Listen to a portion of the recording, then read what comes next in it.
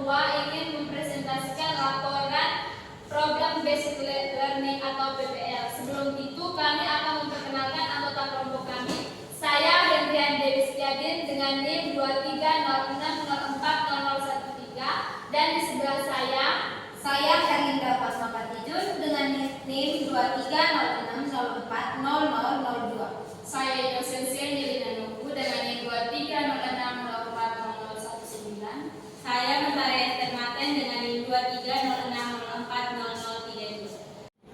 Baik, kami akan mempresentasikan laporan kami dengan kasus yang diberikan, yaitu yang pertama model pertumbuhan populasi dengan persamaan diferensial. Deskripsi kasusnya, sebuah kota kecil mengalami pertumbuhan populasi yang cukup signifikan dalam beberapa tahun terakhir. Pemerintah setempat ingin memahami bagaimana populasi ini akan berkembang dalam beberapa dekade ke depan untuk merencanakan pembangunan infrastruktur yang memadai. Namun, mereka menyadari bahwa ada beberapa faktor yang mempengaruhi pertumbuhan ini, seperti tingkat kelahiran, kematian, dan migrasi. Pemerintah ingin memodelkan pertumbuhan populasi ini dengan menggunakan persamaan diferensial untuk memperkirakan populasi di masa mendatang dan mengidentifikasi kebijakan yang tepat. Dari deskripsi kasus ini, kami mengambil data dari Badan Pusat Statistik dari Kabupaten Ende. Kita tahu bahwa model persamaan diferensial itu ada dua, yaitu model eksponensial dan model logistik. Namun dari kasus yang kami ambil ini, kami menggunakan model logistik. Ya, silakan. Mengapa kita menggunakan model logistik untuk memodelkan pertumbuhan populasi dalam masa lalu? Baik, saya memberikan kesempatan kepada Herlinda untuk menjawab. Oke, baik. Karena dari kasus yang ada itu kita dituntut untuk memprediksi tentang pertumbuhan populasi untuk masa yang akan datang. Jadi model logistik ini sangat cocok untuk memprediksi dan menganalisis tentang dinamika pertumbuhan populasi. Karena itu dengan merefleksikan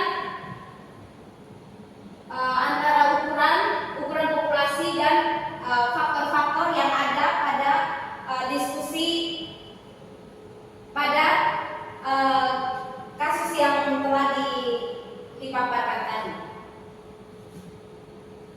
Oke, baik. Sekian.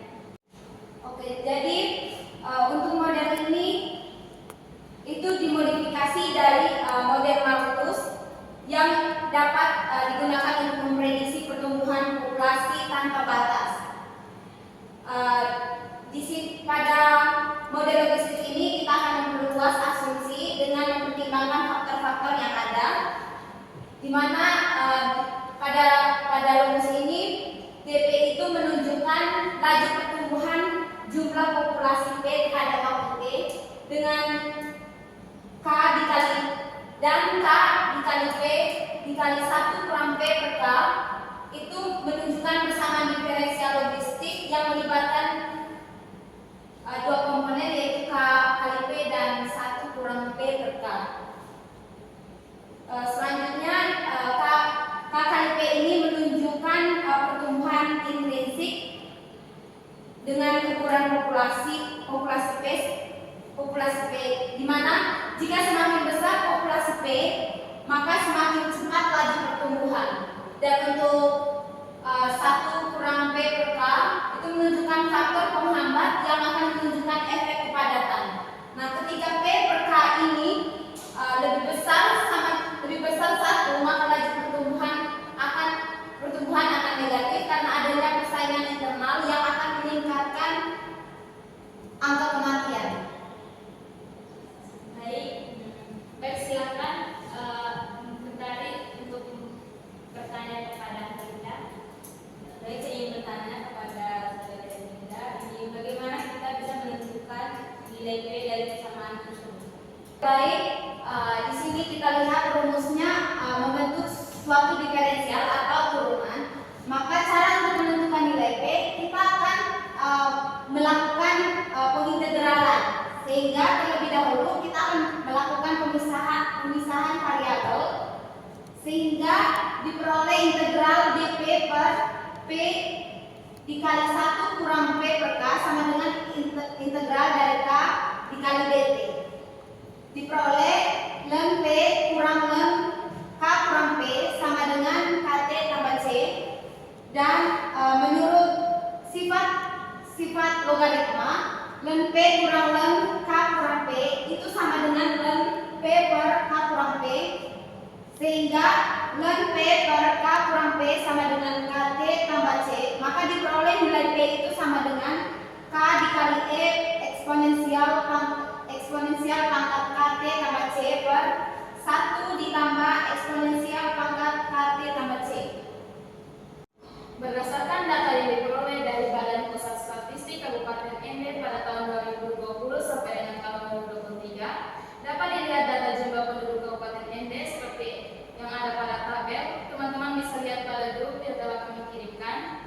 Terdapat data jumlah penduduk Kabupaten Ende pada tahun 2020 yaitu 270.763 jiwa, pada tahun 2021 yaitu 272.078 jiwa, pada tahun 2022 terdapat 273.553 jiwa, dan pada tahun 2023 terdapat 278.581.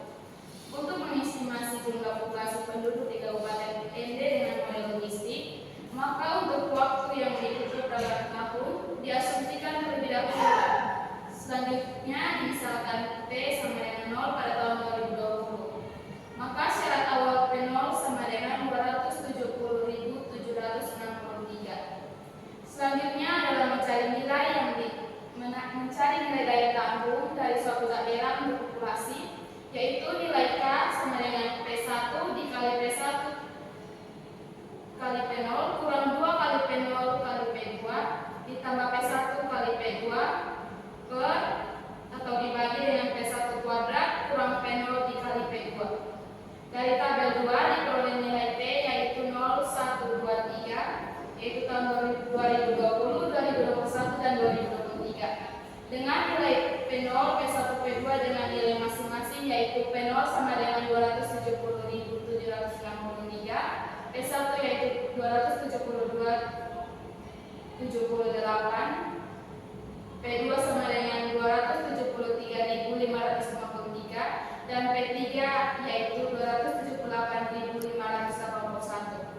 Untuk mencari nilai daya tampung, maka nilai P0, P1, P2 disubstitusikan kepada persamaan nilai K yang akan dijelaskan oleh teman saya bukan. Seperti yang dijelaskan oleh teman saya yang barusan, nanti kita akan memperoleh nilai K yaitu P1 dikali P1 kali P0 dikurang 2 P0 dikali P2 ditambah P1 dikali P2 dibagi P1 kuadrat kurang P0 kali P2.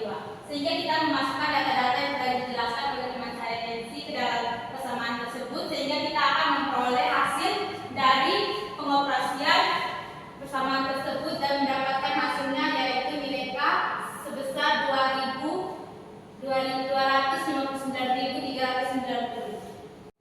Baik, seperti yang tadi kita ketahui bahwa kita tadi telah memperoleh nilai K. Selanjutnya kita akan mensubstitusikan nilai K dan P0 ke dalam persamaan P sama dengan K per E pangkat min KT dikalikan dengan K per P0 kurang 1 ditambah 1. Sehingga kita akan memperoleh P0-nya itu sama dengan 259.390 per E pangkat min KT dikali 259.390 per 270.763 dikurang 1 dan ditambah 1, sehingga kita akan memperoleh hasil dari P0 yaitu 259.390 per E dipangkatkan KT dikali min 0,0420035234 ditambah 1. Dari persamaan P0 ini kita akan taruh persamaan tersebut ke dalam model logistik 1, 2, dan 3. Baik, selanjutnya kita akan mencari nilai dari P1, di mana nilai P1-nya itu yaitu 272.078 nilai-nilai tersebut ke dalam persamaan P, di mana P-nya kita ganti dengan nilai 272.078, untukannya kita ganti dengan 259.390 dibagi dengan E pangkat mika kali 1 dikali dengan min 0,0420035234 ditambah dengan 1. Kemudian kita akan melakukan perkalian silang, di mana E dipangkatkan min 1 kali K dikalikan dengan min 0,0420035234 ditambah dengan 1 sama dengan 259.390 dibagi dengan 272.078. Kemudian hasilnya adalah E pangkat min K dikali dengan min 0,0420035234 ditambah dengan 1 dan sama dengan 259.390 dikurang dengan 272.078 dibagi dengan 272.078, sehingga kita akan memperoleh nilai E pangkat min K dikalikan dengan min 0,0420035234 sama dengan min 0,0466336859. Kemudian nilai dari E pangkat min K sama dengan E pangkat dan 1,11023271168, di mana nilai ini diperoleh dari nilai yang di sini dibagi dengan nilai yang di sini. Baik, sehingga kita akan memperoleh nilai min K sama dengan 1,11023271168, sehingga nilai K kita peroleh min 0,1046.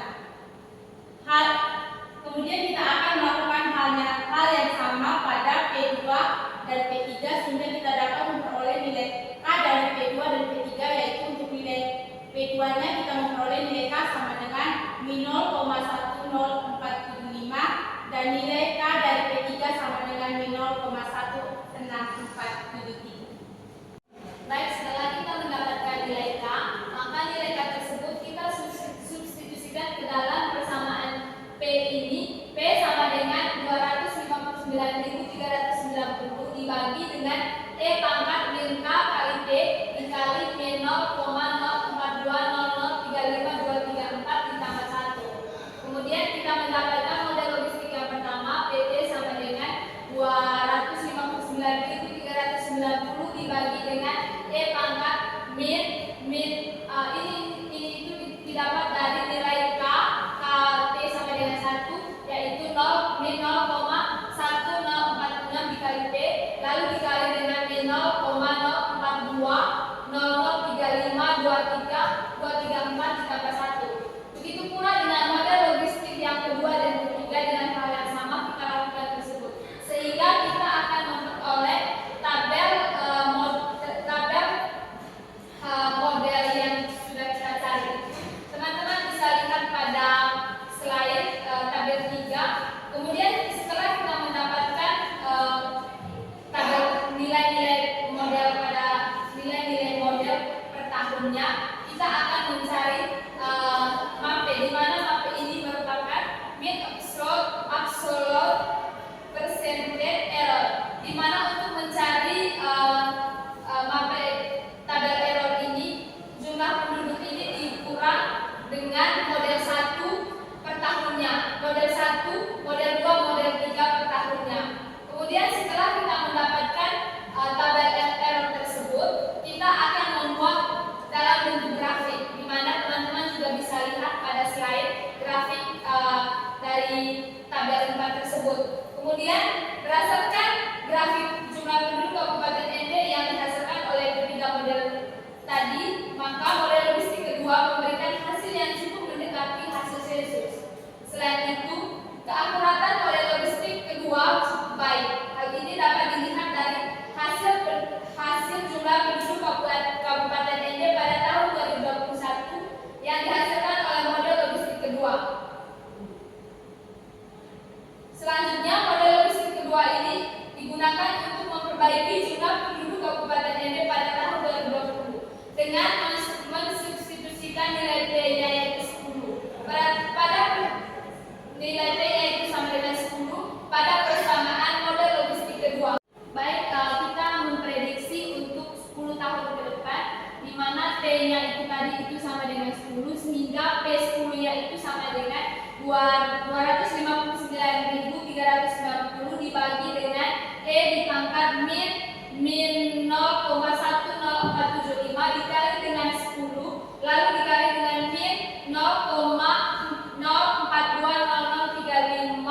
234 ditambah 1, sehingga kita memperoleh 259.390 dibagi dengan 11,1039 dikurang min 0,00420035 ditambah 1, sehingga P10 nya kita memperoleh 486.116, sehingga dari prediksi tersebut jumlah penduduk Kabupaten NT pada tahun 2030 sejumlah 486.116 jiwa. Baik, selanjutnya saya akan membuat kesimpulan dari proses pengerjaan yang telah kami lakukan tadi. Untuk kesimpulannya, kami dapat memperoleh bahwa persamaan diferensial dapat diterapkan dalam berbagai bidang. Dalam pengestimasian jumlah populasi dapat dikomputasi dengan dua model, yaitu model pertumbuhan eksponensial dan model pertumbuhan logistik. Model pertumbuhan logistik lebih akurat daripada model pertumbuhan eksponensial karena model pertumbuhan logistik merupakan penyempurnaan dari model pertumbuhan eksponensial. Bentuk persamaan model pertumbuhan eksponensial adalah PT sama dengan P0 kali E dipangkatkan KT. Kemudian sedangkan untuk persamaan logistik sendiri memiliki persamaan yaitu P sama dengan K per E pangkat mikra kali T dikalikan dengan K per P0 dikurang 1 dan ditambah 1. Dari persamaan yang ada, maka kelompok kami dapat menentukan prediksi populasi penduduk Kabupaten NT selama 10 tahun ke depan, yaitu pada tahun 2030 sebanyak 486.116 jiwa. Baik, kita akan melanjutkan pada kasus 2 dengan deskripsi kasus yang diberikan, yaitu sebuah kota mengalami wabah penyakit menular yang baru terdeteksi. Pemerintah kota ingin mengetahui bagaimana penyakit ini akan menyebar dalam populasi. Agar mereka dapat merencanakan tindakan pencegahan yang efektif seperti vaksinasi atau karantina. Anda diminta untuk memodelkan penyebaran penyakit ini menggunakan persamaan diferensial dan memprediksi bagaimana penyakit tersebut akan menyebar dalam beberapa bulan ke depan.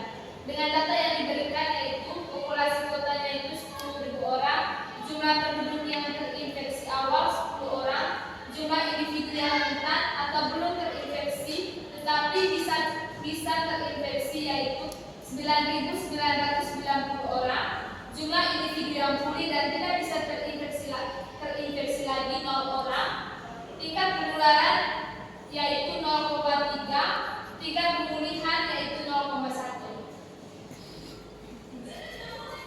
Baik, pada kasus menular tersebut untuk memodelkan ke dalam persamaan diferensial akan dijelaskan oleh teman saya Enzi. Maka model matematika yang kita gunakan adalah model SIR atau susceptible, infected, dan recovered. Pada model ini populasi dibagi menjadi 3 kelompok, yaitu susceptible atau S, merupakan individu yang tidak terinfeksi tetapi dapat tertular penyakit, di mana pada kasus ini susceptible adalah individu yang rentan terhadap penyakit, yaitu S sama dengan 9.990 orang. Yang kedua adalah infected atau I, merupakan individu yang dapat menularkan penyakit, di mana pada kasus ini infected adalah individu yang terinfeksi awal. Yang ketiga adalah recover atau R, merupakan individu yang telah sembuh atau pulih dan tidak bisa terinfeksi. Total keseluruhan populasi adalah N sama dengan S ditambah dengan I ditambah dengan R. Persamaan diferensial yang digunakan dalam model SIR adalah sebagai berikut. Yang pertama, perubahan jumlah individu rentan atau S, yaitu DS per DT sama dengan minus beta dikali ST dikali dengan IP per dengan N. Yang kedua, perubahan jumlah individu terinfeksi atau I, yaitu DI per DT sama dengan beta dikali ST dikali dengan IP dibagi N dikurang gamma dikali dengan IP. Yang ketiga adalah perubahan jumlah individu pulih atau R, yaitu DR per DT sama dengan gamma dikali dengan IP. Dengan keterangan N sama N adalah total populasi individu, SP adalah jumlah individu yang rentan terinfeksi penyakit dalam waktu T, IP adalah individu yang terinfeksi dan dapat sembuh dalam waktu T. FT adalah individu yang telah sembuh atau pulih dalam waktu T. T sendiri adalah variabel independen atau waktu dalam hari. Beta adalah laju penularan penyakit dan gamma adalah laju kesembuhan. Dari model persamaan di atas, bilangan reproduksi dasar R0 sama dengan beta per gamma yang menunjukkan indeks terjadinya penularan penyakit. Apabila R0 lebih besar dari 1, maka banyak individu baru yang terinfeksi akan lebih besar dibandingkan dengan banyak individu yang sembuh. Baik, silakan kepada teman-teman tadi untuk bertanya. Baik, terima kasih atas kesempatan yang diberikan. Saya ingin bertanya kepada saudara Yensi, bagaimana kita menentukan persamaan dari jumlah individu rentan atau bagaimana kita menentukan persamaan dari nilai X? Baik, kepada saudara Yensi untuk menjawab pertanyaan. Untuk menentukan nilai dari individu rentan akan kami bahas pada pembahasan berikutnya pada bagian penularan populasi yang akan dibahas oleh saudara. Oke, baik. Untuk menentukan persamaan untuk individu yang rentan, terinfeksi dan sembuh,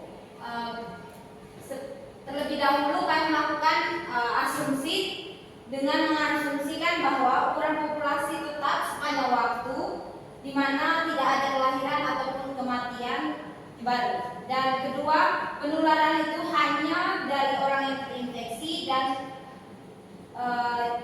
yang bersentuhan dengan individu yang rentan. Terus, untuk mendapatkan persamaan individu rentan, di mana di sini persamaannya DS per DT sama dengan minus beta dikali ST dikali IT per N. Nilai beta telah diketahui itu 0,-3, maka DS per D3 sama dengan minus 0,3 dan ST itu kita ganti dengan S0 atau individu yang rentan di awal. Itu berjumlah 9.990 dikali dengan IT, itu individu terinfeksi yaitu 10 orang, dan jumlah populasinya itu ada 10.000. Jadi DS per DT itu sama dengan minus 2,997. Nah, di sini kita lihat dia membentuk suatu diferensial, sehingga kita melakukan pengintegralan untuk mendapatkan nilai S, sehingga integral dari DS sama dengan integral dari minus 2,997 DT. Ini sebelum itu kita lihat kita melakukan pemisahan variabel sehingga DS-nya itu sama dengan minus 2,997 DT. Setelah melakukan pengintegralan sehingga dapat S itu sama dengan minus 2,997 dikali T. Dan untuk individu terinfeksi, persamaannya DI per DT sama dengan beta dikali ST dikali IT per N dikurang gamma dikali IT. DI per DT itu sama dengan 0,3 dikali 9.990 dikali 10 per 10.000 dikurang gamma itu adalah laju kesembuhan, maka telah diketahui pas di deskripsi kasus itu laju kesembuhannya itu ada 0,1 dikali dengan 10 sama dengan DI per DT itu sama dengan 1,997. Di sini kita melakukan pemisahan variabel sehingga DI per 1,997 DT, dan untuk mendapatkan nilai I kita lakukan hal yang sama, melakukan pengintegralan sehingga diperoleh I sama dengan 1,997 dikali T. Nah, untuk individu yang sembuh, di sini rumusnya DR per DT sama dengan gamma dikali T. DR per DT itu sama dengan 0,1 dikali 10, maka DR per DT itu sama dengan 1. Kita lakukan hal yang sama, yaitu pemisahan variabel sehingga diperoleh DR